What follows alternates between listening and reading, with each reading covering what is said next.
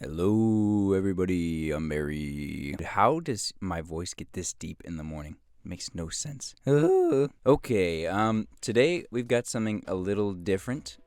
Usually I do like versus battles, 1v1s and stuff like that. And this is still sort of scaling, but it's more just a collage of people. I've done this before where I scale all of the Genin in the Boruto series, but it was kind of just off the cuff and not really prepared. So today I have actually done some preparation and some research to try to give somewhat of a comprehensive opinion on this. And with that being said, I'm instantly going to throw a bunch of characters in this low tier because I don't think anybody cares. I think that's what Namida, Goth, Girl, the other teammate, some random person. I think this is the one that got demolished by Sarada in the tuning exams. So yeah, they could just go there. And the first one that I actually want to talk about is Iwabe. We haven't seen all that much out of him except that his Earth release is pretty good.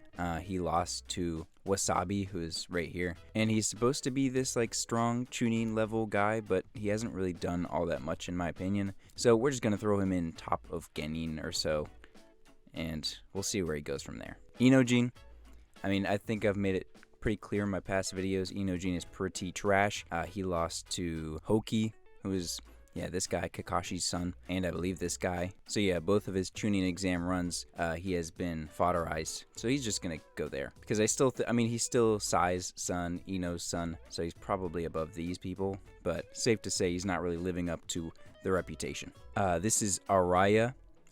Definitely did not have to just look that up, but I think, like I said, he's the one that beat Inojin. Lost to Sarada in the tuning exams, and I don't want to spoil where I put Sarada, but he's just going to go somewhere in between, so we'll say low tuning. Now, for these two, I have placed them here for a specific reason. They fought each other, and both almost killed each other, so they're going to be next to each other in the tuning tier. Denki is actually pretty strong. Tsubaki, I believe, is her name. Denki's just got the biggest brain on the planet, so he can just make ninja tools depending on the situation. So yeah, they're just gonna go there. And the next one, Wasabi, literally has a Susanoo. I don't know if you guys actually saw this fight. I wouldn't blame you if you didn't because it was the tuning exams and they were kind of trash. But she is actually pretty strong, and she's the one that in her team they're kind of scared of when she enters this cat mode. So I don't think it would be too unreasonable to throw her around here in her strongest form, as she kind of dogged on Iwabe in their fight. And this guy is Yuroy. He is the one that fought Boruto when Boruto was using those ninja tools, so he kind of got shafted by that whole thing. And it looks like he was going to win, and I mean, base Boruto isn't anything insane, but he does have a pretty crazy jutsu arsenal. He's obviously the son of Naruto, so the fact that he was pretty close to beating him, I think he's probably somewhere around here. And some of these in the lower ones, like they could easily be switched around like one or two places if you disagree with where they're at right now. And yeah, we've got our own tier for Mitsuki. I didn't even go over the tiers. Genin, Chunin, Jonin, Mitsuki, built diff. This one is reserved for someone in particular. Yodo, I think a member of Team Shinki. She is actually pretty strong. Fought Shikadai, and Shikadai's pretty insane. So, I mean, I'll just put her right here because she's kind of cool. Chocho, probably my least favorite character in the series, but she did hold her own against Shinki, which, I mean, anyone that can do that is probably deserving of pretty high tuning tier, at least. So she will go there. Hoki, Kakashi's son, a character that we need to see more of because he's actually pretty cool and very strong for some unknown reason. And honestly, I could see him higher than Chunin if you give him a couple more fights, but we haven't seen too much of him. I mean, when we did see him, he kind of dominated Inojin. So I'm just going to throw him top of Chunin.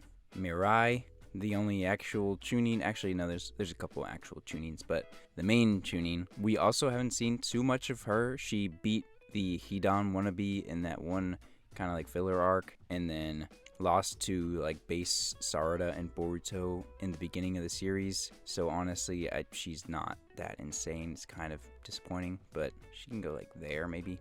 Shinki, I mean, I don't think anyone's going to disagree with this. It's basically Garo when he was a kid, but without a one tail and better sand. He basically beats up on everyone and everyone below him. I mean, I don't think there's any sort of case that they would beat Shinki, so he is going to go in Jonin tier. Shikadai, he is very smart, pretty good, obviously beat Yodo, I believe her name is. So he's just going to go there. Jonin tier. He's an actual chunin, but as we know with main characters in this series, they're never actually what their rank is. So Shikadai can stay right there for now.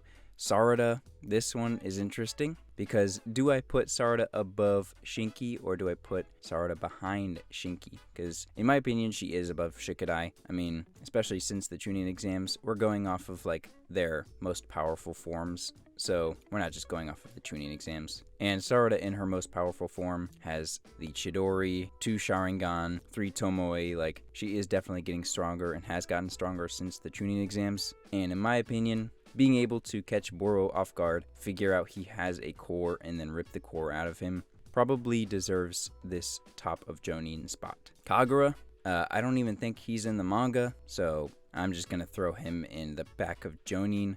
I mean, he is possibly the next Mizukage with his training under Chojuro. So, I mean, if you have an actual affinity towards this guy and want him to be, like, up here, I wouldn't be mad, but I just don't really care. Rock Lee? Nope.